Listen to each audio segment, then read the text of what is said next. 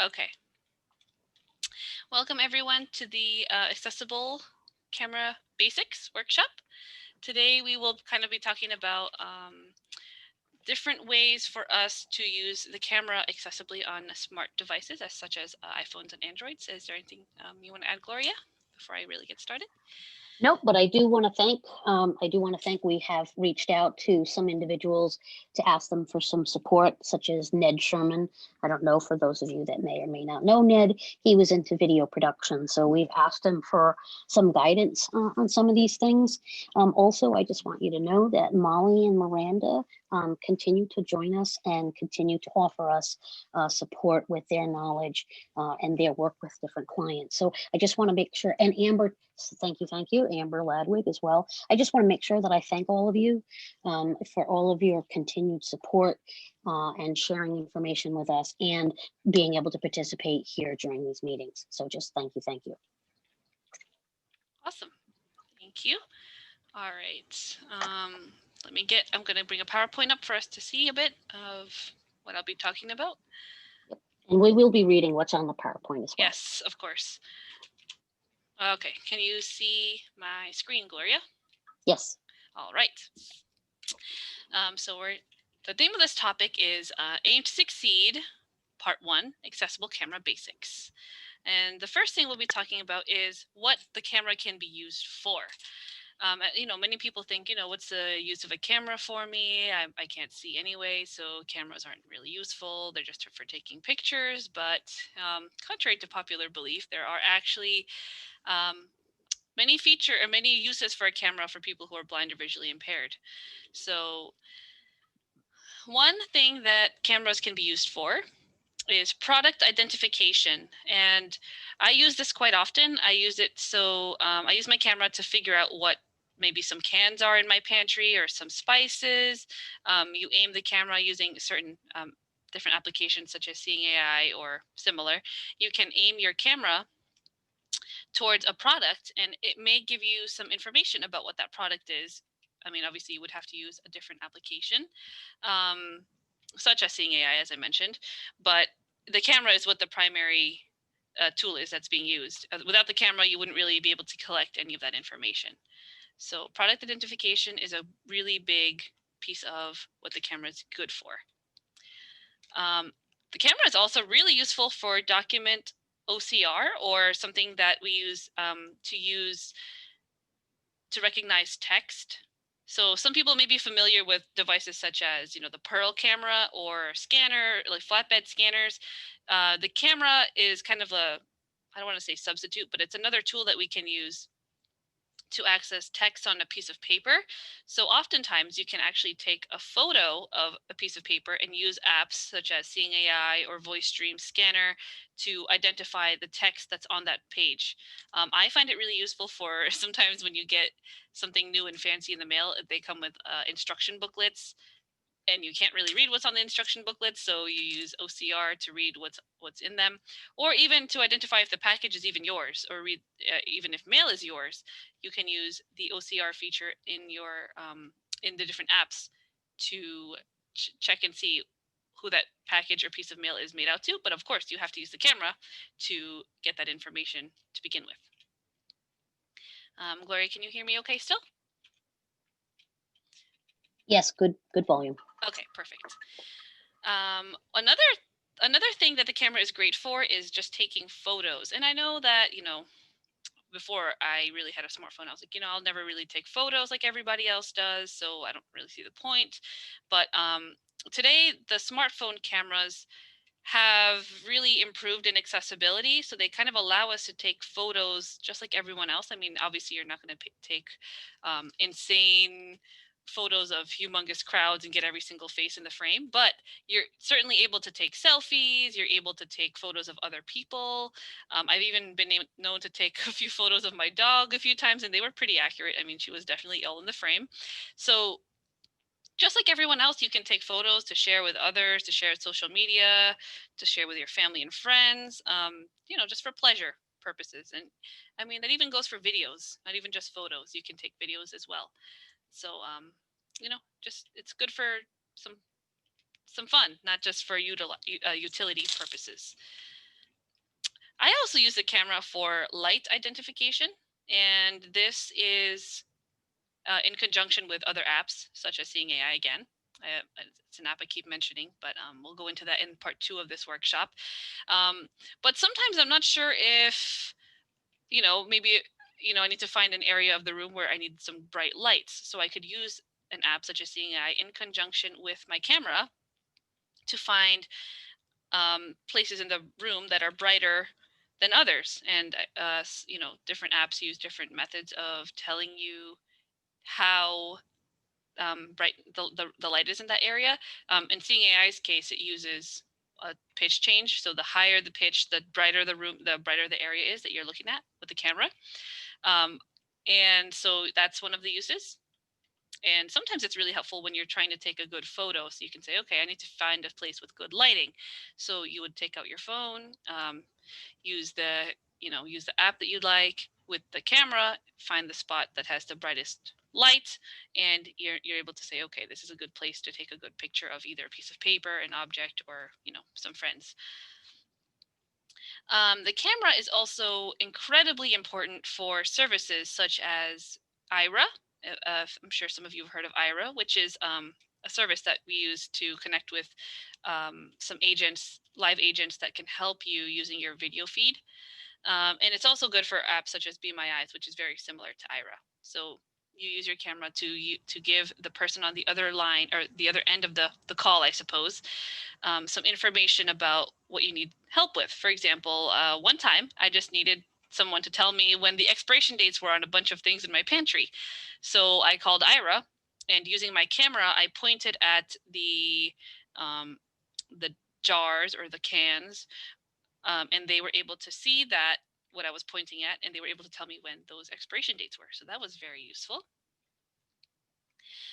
And for those who are low vision, who have low vision, the camera is great for magnifying text or objects and making them larger for them to be able to see.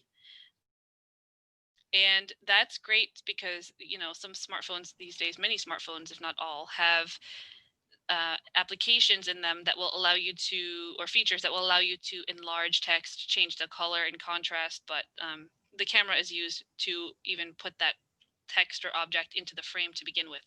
So that's another use for the camera, and that's something we can use the camera for. And sometimes now people are starting to use something called QR codes, which are codes that you can put, and they contain information in the code. So for example, I went to a restaurant the other day. Oh, no, okay, actually it was a few months ago before the world began to collapse. And I actually found that their menu had a QR code in it. And it just kind of, I think it looks like a bunch of squiggles. Gloria, correct me if I'm wrong. I think it just looks like a bunch of lines. Yeah, it's actually a square box with a bunch of squiggles in the middle of it. Okay. It doesn't make any sense at all. Oh, okay, so you can't really read it. Yep, Nope. It's just a block with a bunch of squiggly lines in it. And You got it. yeah, and you can point your camera at this box, and it will read the information that's contained in the box, and it will open up, let's say, a link or a file. It will download a file to your device if you like. So I was actually able to point my phone at this device, at this menu with that little squiggly box in it, the QR code, and it opened up a website on my phone right away. And the website had the menu in accessible format, which I thought was super cool. So it kind of provides a way for us to do that. And so my friend is actually making some products, and instead of including, some print labels, she's also including a QR code with her jars of a product, and you can point your phone camera at it, and it will open up a website with the instructions on how to use that product. It's pretty cool. So that's those are some things that you can use the camera for. Okay, so something we need to talk about here is what devices you can use that have good accessibility features built into their cameras. So iPhones have been known to have really good accessibility features. So VoiceOver will work really nicely with the cameras, especially with the newest updates. But you must know that with every not every iPhone is equal. So, the camera on an iPhone 6 might be different than the camera on an iPhone 11, for example. And so the amount of information you might get will be different based on what iOS version you're running, so what version of the operating system you're running, or what type of phone you're using. So, for example, my iPhone 8, it only had one camera. So, and I don't know if that camera had as many features or as many capabilities as my iPhone 12's cameras, which my iPhone 12 actually has 3 cameras. And I know some of the 10s and 11 series, they have multiple cameras as well. So some cell phones have 1 camera, some have 2, some have 3. So the amount of information, and how wide the angle of the frame is can kind of vary based on what phone you're running. And with that being said, the amount of information you're receiving from VoiceOver when you're trying to take a photo, it may differ based on what iOS version you're running. So I think as the versions got better, the more information they included with VoiceOver. And you'll kind of see what kind of information you would be getting. I'll show you a bit of that later on.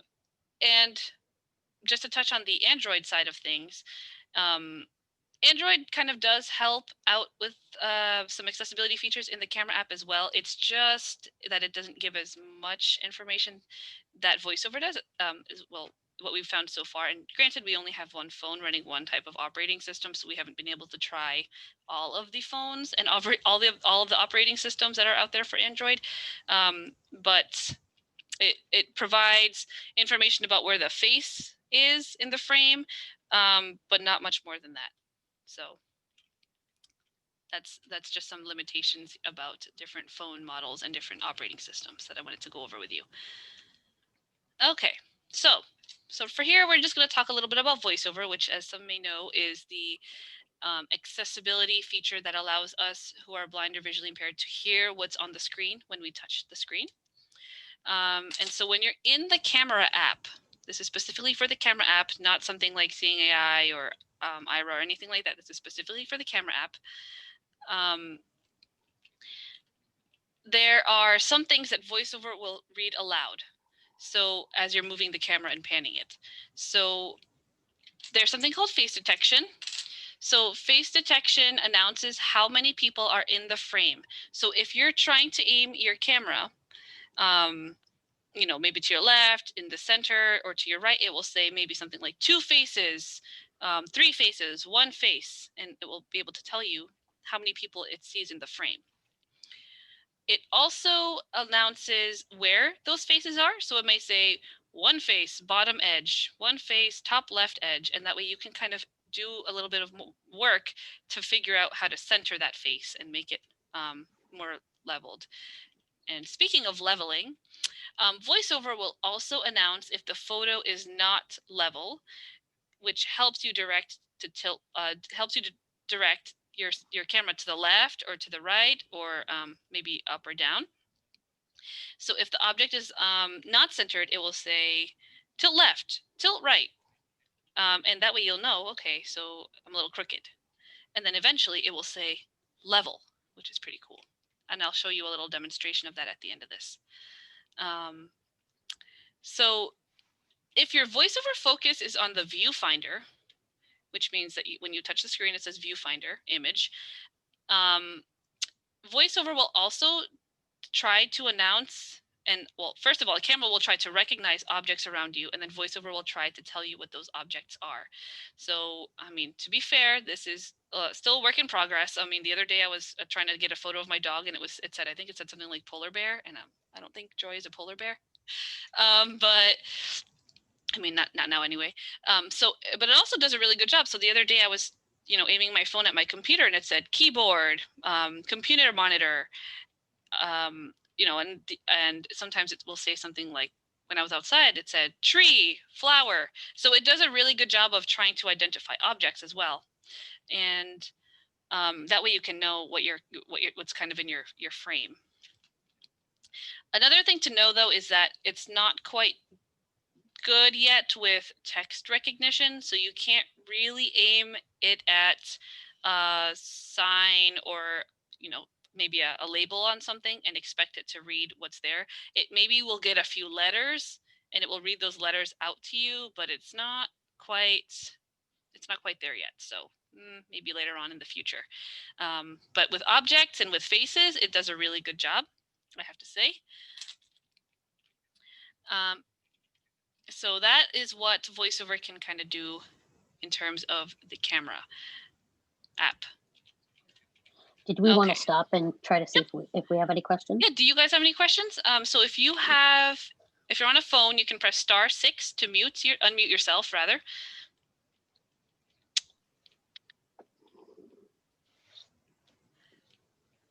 Any questions or comments so far? I just don't want to like keep rolling. I just want to make sure I don't we're all want kind to of lose together. questions in the wake of things. So,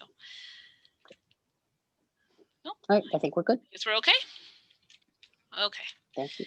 All right. So now we're kind of talking about. So we're going to kind of give you a little bit of an orientation to the camera app, which is specific to iPhone, and based on your the iOS version you're running, this may differ for you. So I'm basing this off of my experience with iOS 14.3. Okay. So on the top, I think top center, you have the viewfinder, and that's what you want to touch if you want to hear some object recognition and things like that. It may say focus locked or unlocked as well. Actually, most of the time it's unlocked. You do then have the flash, which turns on the light, the LED light on the back of your phone. And this is usually automatic, set to automatic. So it kind of is able to detect, how much light is in the room and turn on flash if needed. If not, it keeps flash off. So it's good for low light situations. And keep in mind that the flash does not work for the front camera. So most iPhones have a camera in the front and a camera or a few of cameras in the back. The flash does not work for the front camera. It only works for the back camera. There is an adjustable slider at the left side of the screen that will allow you to change the mode of the photo that you're taking, or the type of photo that you're taking. So with VoiceOver, you would flick up or down to move through that list of different modes. So you have something called slow motion, which is a type of video that you can take where things are in slow motion. Then you just have the regular video mode, which is, just a regular video that you can take, standard video. You can also take a time-lapse video, which I think speeds everything up, which is pretty cool to see a flower grow or something. Then you have a regular photo, which is what your camera will automatically be set to when you open it up. And that's just to take a regular, photograph. Then you have portrait, which I think makes whoever is in the frame the subject, and it kind of tries to artfully blur out things in the background behind it.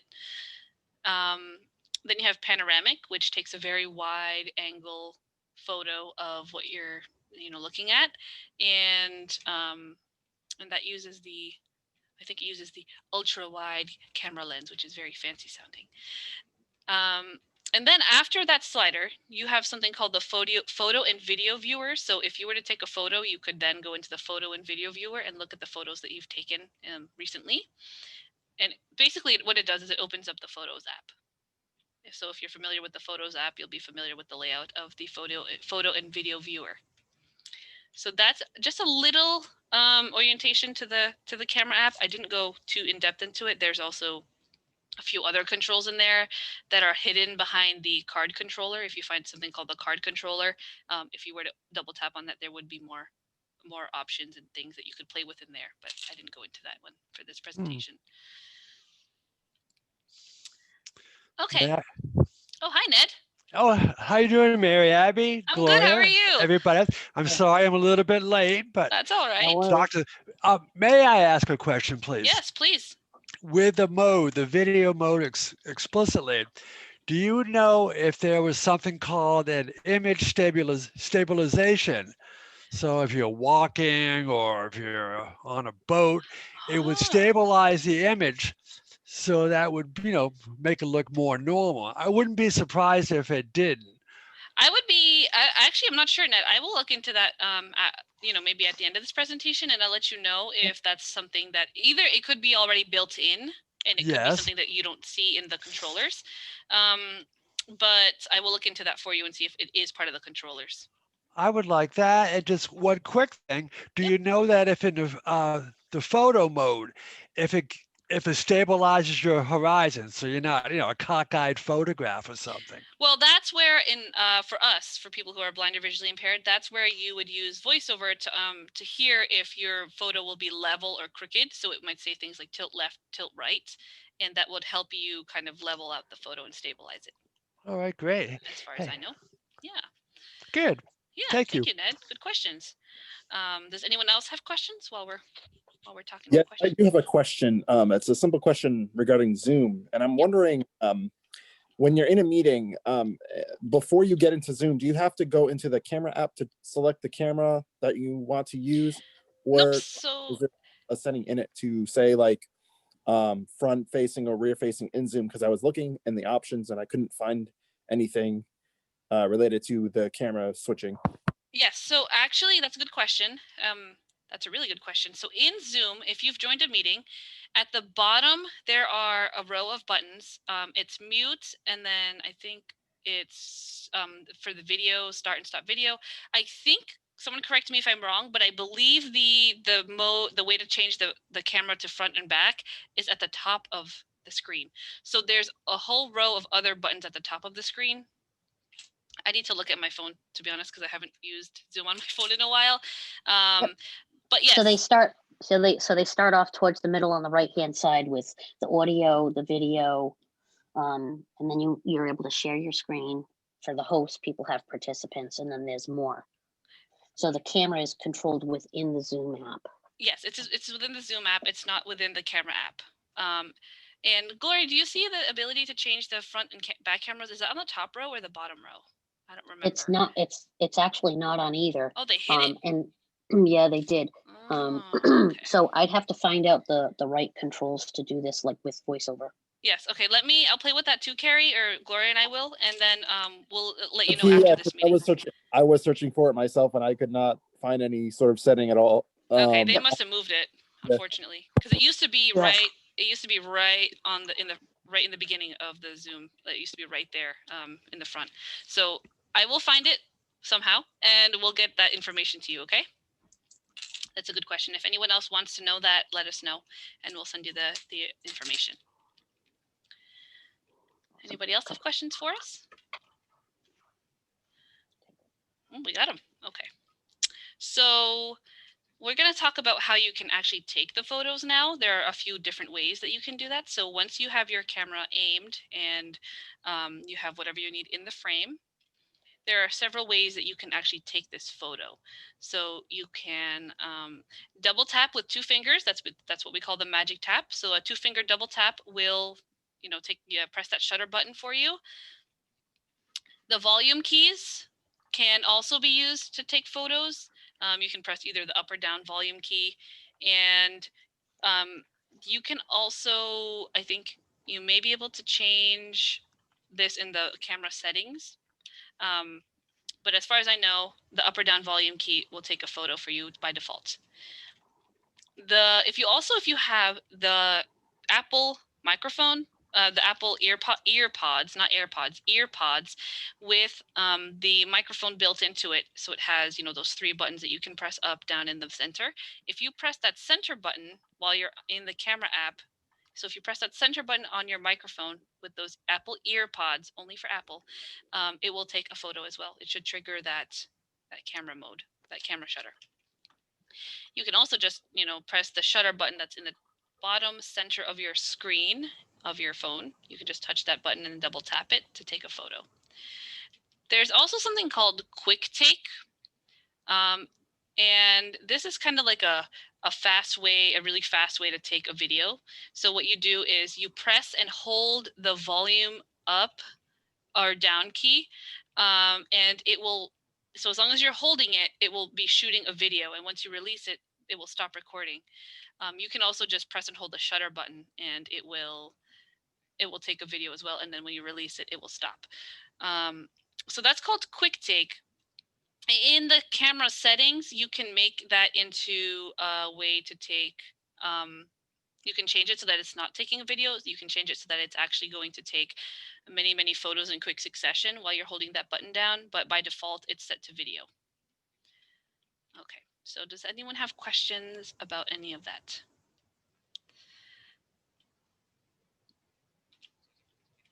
Okay, so now we're going to go into the different tips and tricks that you can use to. Excuse me, Mary. Yes. I got a question. You might talk about this later. If you're sending a text message to somebody, for instance, and you want to take a picture, is that possible? Like to send a picture to somebody with an address on an envelope or something like that? Is that because I see on some of the texts I get, it says camera. And if you want to take a picture with this conversation, you can do that.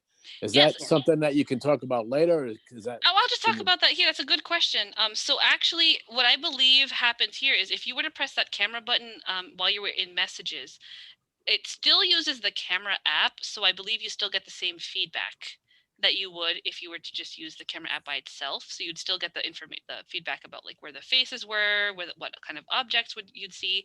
Obviously, I'd play with this first before you rely on it. But as far as I'm aware, it uses the same app, so it will give you the same type of information. So I don't have to go to the camera app to do it then, right? No, I don't think you have to, but again, play with it on your end and see if you get the same type of, play with both, see which one gives you better information. I know, but if I went to the camera app, then I'd be out of the text message part. That's right. You have to be within the text message. Yeah. So if you wanted to, so you write the message first. So you text the message, hey, this is a picture of the mail that came in. Can you tell me what it says? Right. And then you swipe to the left, I believe, and VoiceOver will say camera.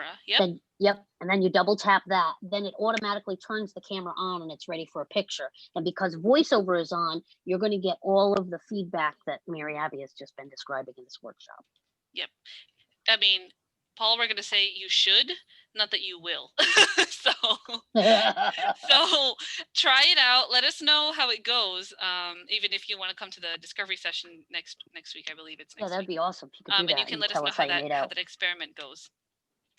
If you're feeling experimental. Well, I've played with it a little bit, but after I do the text message, my camera is to the right. Oh, it could be. Again, based on your. And I have the 11, so. Okay. Yeah, yep. I got the 11 and I just tried it. My camera's on the left. Okay. Really? It may depend on your iOS version as well, Paul. Well, I got 14.3, so. Interesting. Me too. All right. We'll have to chat. Yeah, we'll play with that. And if you want to come to the discovery session, we can play with that some more too. That would be cool. So that's a good question. So if anyone is wondering about that, you can take photos within the Messages app. Or you can also just take a photo using the camera app and then share the photo and text it to someone afterwards. You can do it either way. Oh, okay. Thank you. Yes, you're welcome. Okay, so here are some tips and tricks for taking photos with a visual impairment. So again, like we just said, as you saw with Gloria and Paul, your experience may differ based on your phone model, your iOS version, all those kinds of things.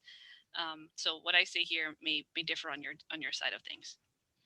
So this is a tip that I use often.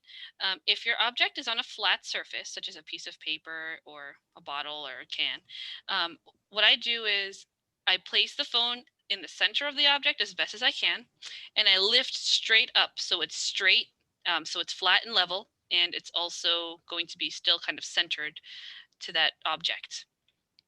So, and you have to keep in mind that your camera typically is going to be on your top right hand corner. So you want to make sure that top right hand corner is, the piece that's actually in the center, not like you don't want the bottom to be in the center of the object. You want it to be the top right hand corner of your phone that's in the center of the object. I also like this. For those of you that are like, go ahead. Sorry, I was just gonna add a little tidbit. So for those of you who are like me and you kind of need more of a measurement kind of thing, believe it or not, anywhere between 15 and 20 inches is usually the range in which the camera can see a complete 8.5 by 11 kind of sheet of paper. So go ahead, Mary Abby, because I know you had another tip in here that will add to that. Oh, that's a good point. I like that one. Here's one too that kind of goes with that. So what I do is I place my elbow on the flat surface, and at a 90-degree angle, I could just hold my phone right above the whatever it is, the sheet of paper, the whatever, and it actually kind of provides an arm, like an elbow's length distance between the camera and the piece of paper can. And if you kind of can guess, I mean, I think an arm from from your hand to your elbow, I'm gonna guess is maybe a foot, depending on, I mean, obviously depending on your arm. It's pretty close to that range. Yeah, so it actually provides a pretty good distance from the camera to the device, to the object. And you can also use an object around the house to assist you with guiding the distance. So when Gloria and I were making this workshop, I took a tissue box and I propped the phone. I placed the phone flat on top of the tissue box, and I put the tissue box on its side, so that it was the long way up and down. So it provided a nice distance between the camera and the object, and that seemed to work interestingly well. So you could try different tall flat things and see if that will work as a little stand for you. It's going to be a little different because you're going to have to kind of angle the camera to capture the whole object if it's large, but it's good to experiment and see if it works for you.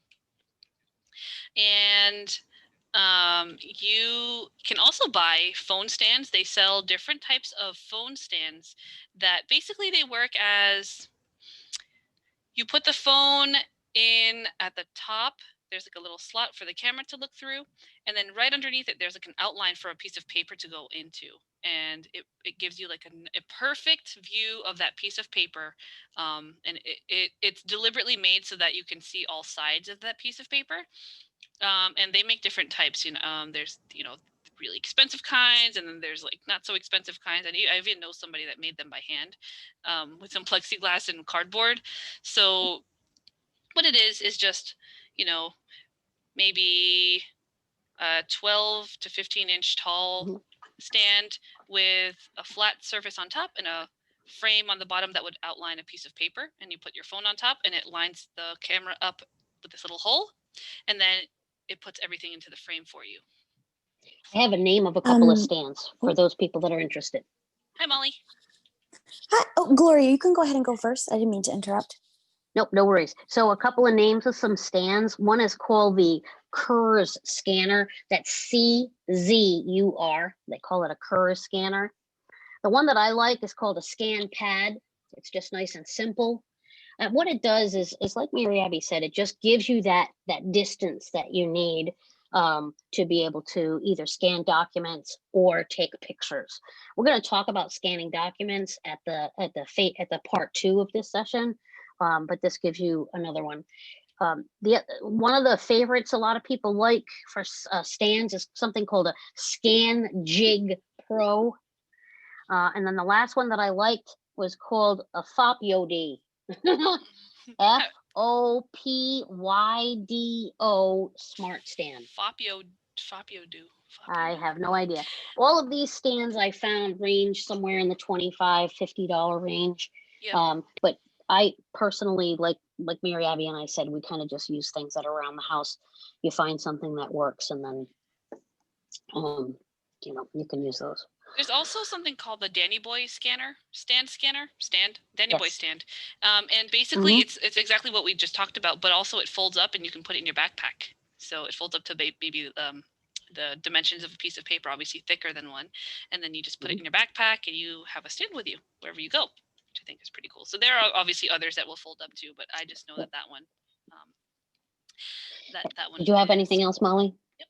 Yeah, I just wanted to add, in case people don't know, that my office over at Services for the Blind, if you are a client or want to become a client or you have been a client in the past, if scanning is something that you do, it's an everyday activity, you use it for your pantry items or your documents or whatever it is that you use it for. If it's something that's really integral to your daily life, you may want to bring that up to your caseworker over at Services for the Blind, because that is something that, of course, we have income guidelines. So it certainly depends, if you fall within those guidelines and, all that bureaucratic stuff. But it is, scanning stands are something that we have been able to provide for people in the past. So just keep it in mind. Sometimes people go, oh, well, I don't have $50 to get my own scanning stand, or I don't know which one to get. We can definitely help with that. So again, if it's something that you think would really help you out in your daily life, bring it up over at Services for the Blind, because it's something we may be able to provide. Thank you, Molly. That's great to know. Yeah, definitely. Awesome. Does anyone have questions about any of that stuff? There's a little bit more here, but we can stop for questions. Okay. One tip that we've found, and Mr. Ned Sherman has helped me and added this one, is it's really important to have a steady hand when you're taking a photo, because otherwise you may have a blurry photo. And so one tip that Ned gave me was that you could actually tuck your elbows into your sides, and that would help you keep a steadier grip. And for some people, having a stand might actually be more helpful because they won't have to worry about having to hold the phone steady. And another tip that I like to use is I like to take a million different photos. So I'll take, a photo of it the way that I think it should be, and then I'll kind of move the camera. I'll take another photo and another photo in a different angle. And so I just take multiple photos, and then I have someone tell me, okay, this one is the best one with the best angle, and you can see the most of the object. If you have that desire to just kind of experiment and see which ones come out better. So take multiple photos at different angles, and you can kind of figure out which one works the best. And one thing that Gloria and I found while we were kind of experimenting was the first time that she tried to use VoiceOver with her camera, it wouldn't give her the right feedback. So we restarted VoiceOver, and she got the feedback she needed. So if you're having trouble with VoiceOver and not giving you, all the feedback that we just talked about here, you can try starting VoiceOver over again. So turn off VoiceOver and turn it back on. If you want a full-bodied photo, so if you want the person that you're taking a photo of to be fully in the frame, top to bottom, you want VoiceOver to say face at top edge. So, VoiceOver may say face in center, but you want face to be at the top edge of the photo. And then I think, Gloria, how far did you think you were from me when we did that? It was maybe 3 or 4 feet. Maybe a little further than that. I think we were at 5 or 6, right? Yep, Social it was pretty close to distancing. That's right. So if you want the full body, you want VoiceOver to say face at top edge. And you want to kind of hold the camera out. I'm 5'5", so I held the camera about at my face level, and I got Gloria from the top of her head to her shoes. If you hear face centered, you get the face and some of her, some of the shoulders maybe. So if the face is centered, you kind of get what do you call it, like a headshot, I guess? Is that what you call them? Close. Yeah. So those are some tips that we have. We're going to show them the video. Photos. Oh yeah, I'm going to show you a quick, demonstration of us taking a photo together, or of me taking a photo of Gloria. So let me just make sure I do this.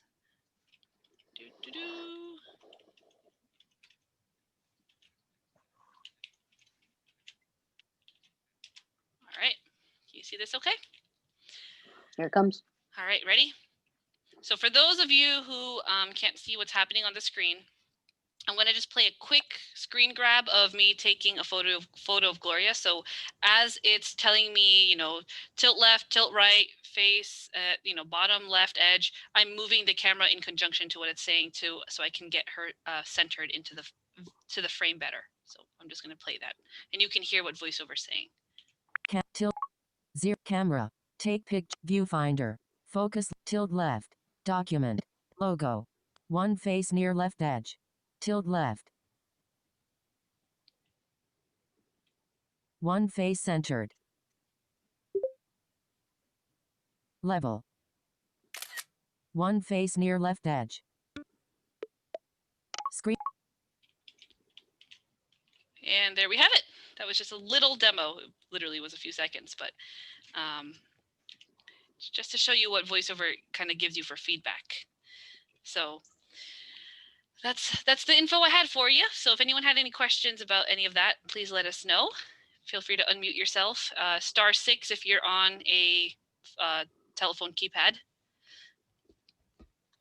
Now, just keep in mind that this was part one. So what we Yes. were hoping is that this is something that this is one of those things where we have to actually talk about it, and then you guys have to go and try it on your own. Yes. So the whole goal of today was to try to provide you with the information that you need so that you can move forward and start playing with the camera on your own. Now, next week, we're going to have what we call a discovery session meeting. And we're hoping that those of you that decided to practice will come back next week and share with us your experiences, the good stuff, some strategies that you used. If you guys made a stand, what did you make it out of? If you had a problem, let us help you. Don't and please feel free. Don't go through the whole week thinking you got to wait until next week to get some help. If you're having a little difficulty and you really want to continue moving forward with it, give us a call. We'll try to fit you in, you know, for a telephone meeting to try to, you know, push you through and help you use the camera a little bit better. This is a skilled based session. So what we're hoping to do is we're hoping to build off of this camera skill for the next couple of presentations.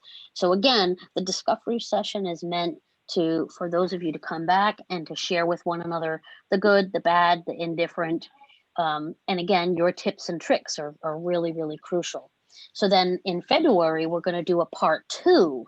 And part two of using the camera is where we're going to start incorporating some of the apps that you've heard Mary Abby talk about, such as Seeing AI. These apps all use the camera. And again, they use the camera in different ways for us VIPs to be able to use the camera to gain information. So we're going to talk about apps that use this QR code thing that we were talking about. And we're going to use apps that actually scan and read printed information to us. So like I said, this is a skill-based session, part one, and we're going to continue to build off of this through this month and next, again, to hope in hopes of increasing your independence and your usage of your iOS device. So we're open for questions. Gloria. John.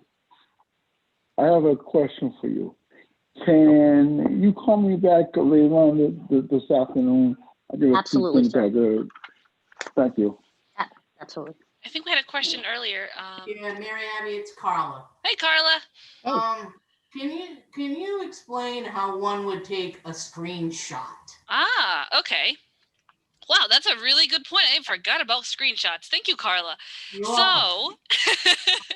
So for those who are VoiceOver users and for those who who use the screen curtain feature and block their screen off from everyone being able to see it, I would recommend that before you take a screenshot, turn your screen curtain off and bring your brightness up to at least 50% or so. And then to take a screenshot, you want to make sure that the information you need the other people to see is on the screen. So if it's not on the screen, if it's not visible, no one can see it. So the best way to do that is to touch the bottom of the screen and the top of the screen and see what range of information you have. And then what you do is, for those who do not have a home button on their phone, you press the power button on the side and one of the volume buttons together, and it will take a screenshot. If you do have a home button, it's the home button and the power button together. So it's either a volume and power button if you don't have a home button. And if you do have a home button, it's home and power. And that's how you take a screenshot. And then at the very bottom left-hand corner, it should pop up a little, button that says screenshot button. And then you can double tap it and share it or edit it or whatever you need to do to it. Okay, thank you. So it's the Abby, it's the power button and the volume up will take a quick screenshot. Yes. I have a question, Abby. if I may. Hi, Ned. Yeah, hi, Mary Abby. When you say screenshot, is this the same as an image? Because what I do is go ahead, Mary Abby. I'm sorry. So a screenshot is basically what it does is it takes a photograph of the content that's displayed on your screen at that time. Oh, okay. Yes. Ned, I used it when I got my COVID-19 results in an email. Mm-hmm. And I just wanted to keep it in my photos, for lack of a better term. So I ended up trying to take a screenshot of that, and that's what I used in that particular instance. Well, and what I have noticed is so often you get images, and as we all know, or text to speech will not read an image. So I'll take the screenshot and then I'll go to Seeing AI to have it read back to me. It usually says Verizon and it'll read back the information. Correct. Yeah, and we'll definitely go over that stuff in part 2. But yes, you're correct. You can take a screenshot and then you can actually run it through some app like Seeing AI and have it identify what text is visible on that picture. So Right, that's a great point. Thank you, Carla, for asking about that. Abby, Yes, John. I have a question. Mm-hmm. Can you use what's that thing called now?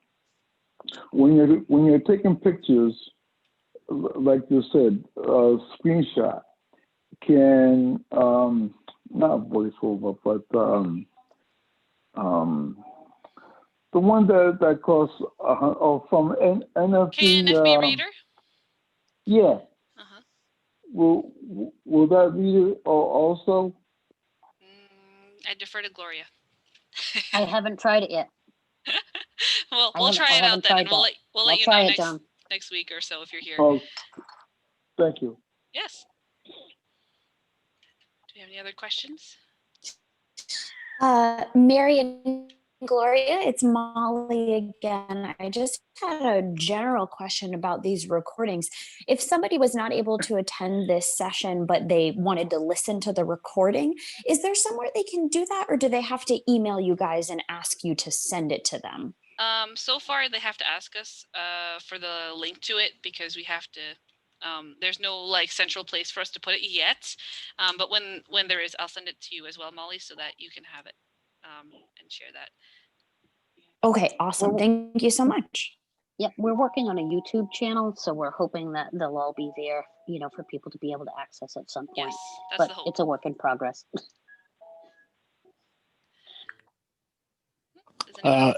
Yeah, any one of you two girls, I don't That's care awesome. which one.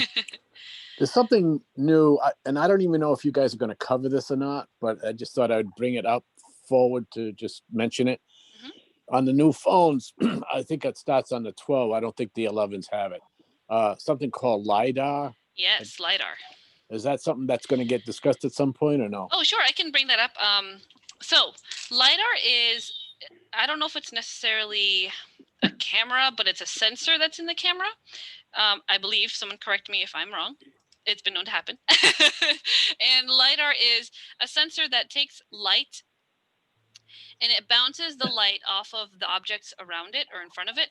And the light bounces back to the sensor and it tells the sensor, how far away that object is. So the way that it's used for cameras is that for, regular photos is that it's used a lot in when there's no light or it's low light situations.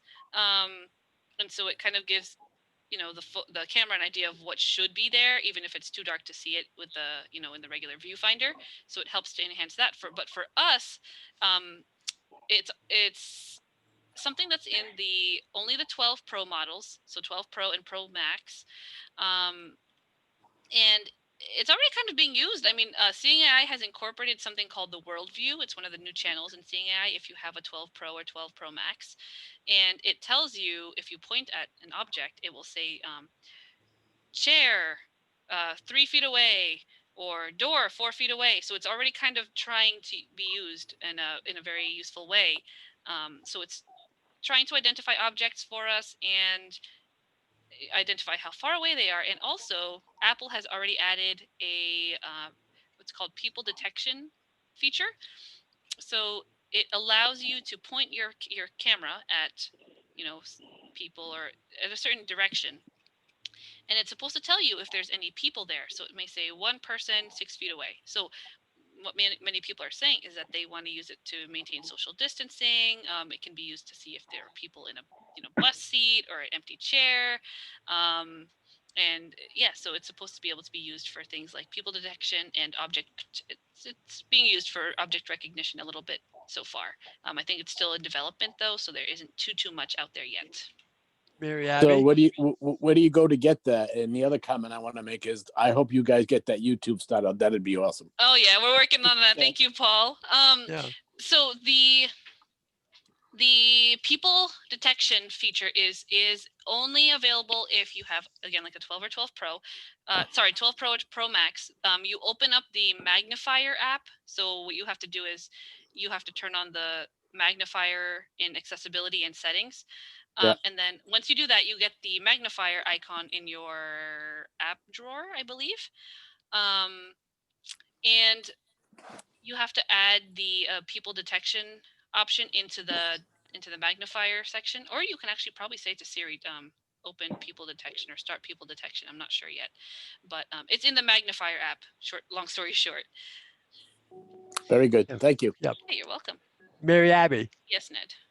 am I not correct that in Seeing AI, you can take a photograph of someone and then go back and label it as to who they are, Mary Abby, Gloria, or whatever. Yes. Yep.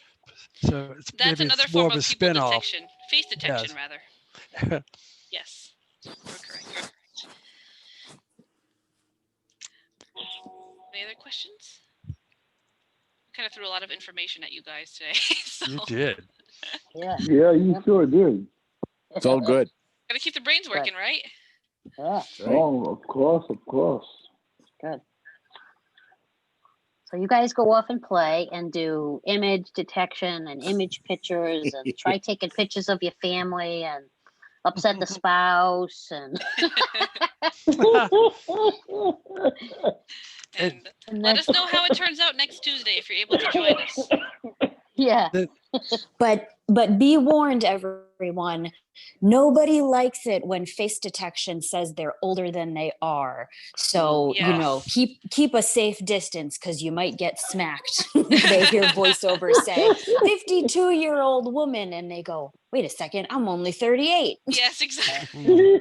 That's happened to me. I was apparently a 42-year-old woman with black hair looking happy, and I was like, oh, I didn't know I doubled in age almost. So Wow. oh,